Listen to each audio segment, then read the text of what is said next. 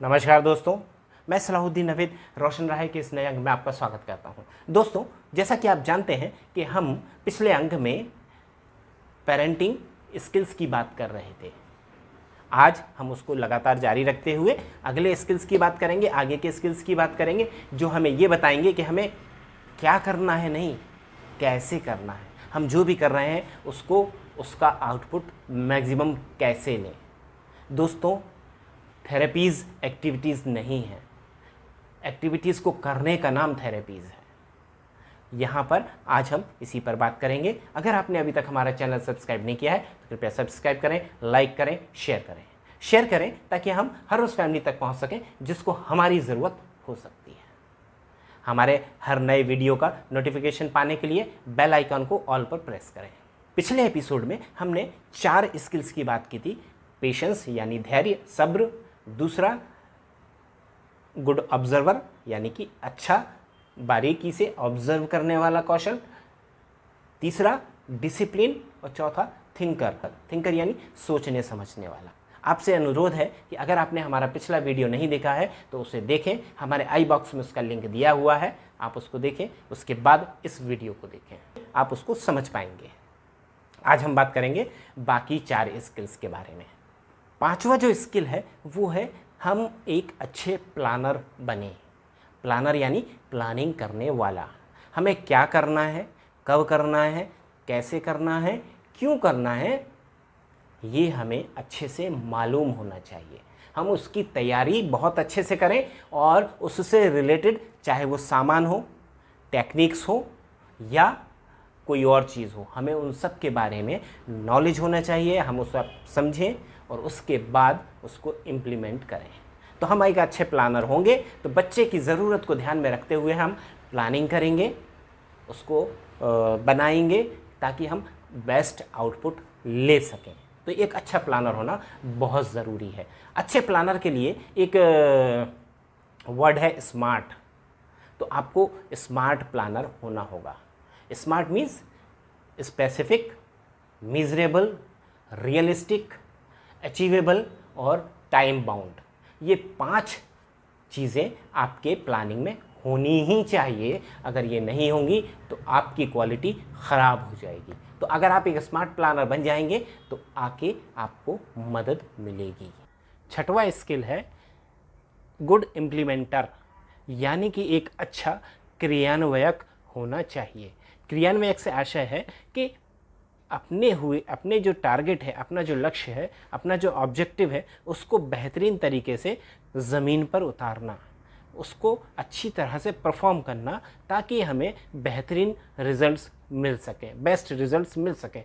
दोस्तों, यहाँ पर एक अच्छे इम्प्लीमेंटर के जो स्किल होते हैं वो आप में होने चाहिए। जैसे कि वो जो टारगेट है उसको कभी ना भूले, उसके साथ उसके स्किल्स हों और वो उसको इम्प्लीमेंट कर सके। एक अच्छा इम्प्लीमेंटर ये ध्यान रखता है कि उसका ऑब्जेक्टिव क्या है, उसके रास्ते में क्या क्या चीज़ें बैरियर हैं और उसके लिए उसके पास क्या क्या सॉल्यूशंस हैं। इन सारी चीज़ों को वो एक साथ इम्प्लीमेंट करता है, फॉलो करता है और उनको जीतता चला जाता है। दोस्तों, शिव खेड़ा जी का एक स्टेटमेंट है जिसमें वो कहते हैं कि कामयाब लोग कोई अलग काम नहीं करते बल्कि वो कामों को अलग तरीके से करते हैं। इसका मतलब यह हुआ कि अगर हमें कामयाब होना है तो हमें कुछ अलग नहीं करना है, हमें अलग तरीके से काम करना है। और ये वो चीज़ होती है जो हमें कामयाब बनाती है, जो हमारे ऑब्जेक्टिव्स को हमको अचीव करवाती है और इसके ज़रिए हम अपने बच्चे के ज़िंदगी को बेहतर बना पाते हैं, उसे वापस नॉर्मलसी के ट्रैक पर ला सकते हैं या उसके नज़दीक ला सकते हैं। तो दोस्तों, यहाँ पर यह बहुत इम्पॉर्टेंट है कि हम अपने ऑब्जेक्टिव को कभी ना भूलें।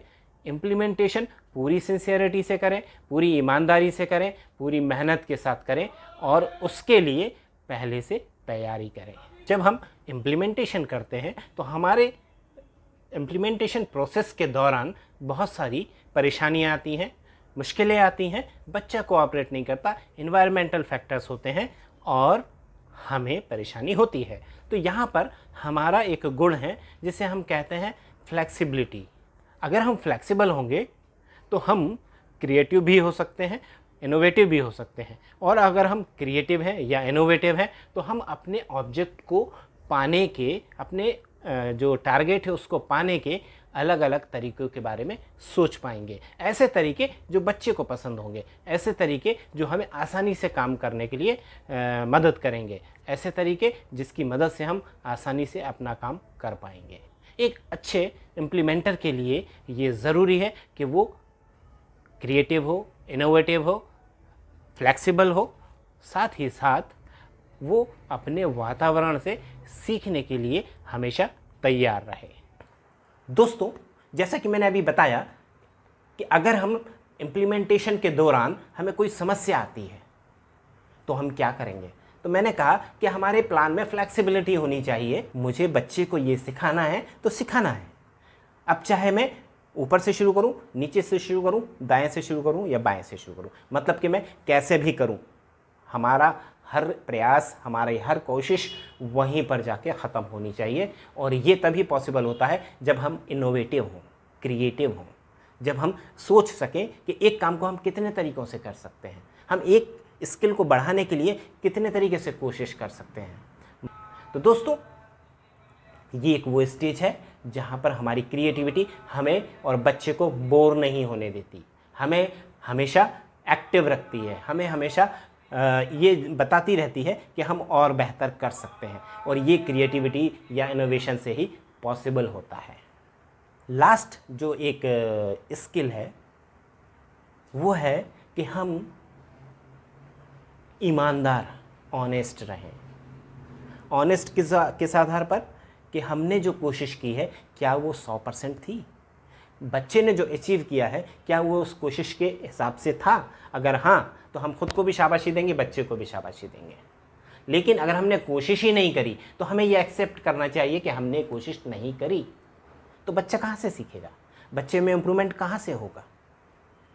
यहाँ पर ह्यूमन नेचर है कि हम लोग अपनी गलती स्वीकार नहीं करते हैं, हम अपनी गलती एक्सेप्ट नहीं करते हैं, हम अपनी गलतियों को दूसरों पर डालते हैं। कभी हम परिस्थितियों पर डालेंगे, कभी पत्नी पति पर डालती है, पति पत्नी पर डालता है, परिवार पर डालते हैं, कभी गरीबी पर डालते हैं, तो कभी किसी और चीज़ पर डालते हैं। तो यहाँ पर पैसा, समय, गरीबी, अमीरी या परिवार, ये कोई चीज़ मायने नहीं रखती है। मायने रखती है तो आपकी कोशिश। आप अपनी परिस्थितियों से, अपने एनवायरनमेंट से किस तरह से सामंजस्य स्थापित करते हैं, ईमानदारी से कोशिश करते हैं, तो आपको कामयाबी मिलने के चांसेस ज़्यादा हो जाते हैं। अब जब हम बात करते हैं ईमानदारी की, तो हम ये बहुत ईमानदारी से कहते हैं कि हमारा रोल बहुत कम होता है, थेरेपिस्ट का रोल बहुत कम होता है। और जो लोग ये गलती करते हैं कि थेरेपिस्ट के भरोसे बच्चे को छोड़ के बैठ जाते हैं, वो अपना समय और धन नष्ट करते हैं। दोस्तों, उम्मीद है ये सारे स्किल आप अपने आप में डेवलप करेंगे और उसका फ़ायदा उठाएंगे। उम्मीद है ये अंक आपके काम आएगा। अगर आपने अभी तक हमारा चैनल सब्सक्राइब नहीं किया है तो कृपया सब्सक्राइब करें, लाइक करें, शेयर करें ताकि हम हर उस फैमिली तक पहुंच सकें जिसको हमारी ज़रूरत हो सकती है। आप देखते रहिए रोशन राहें। मुझे दीजिए इजाज़त। नमस्कार, जय हिंद।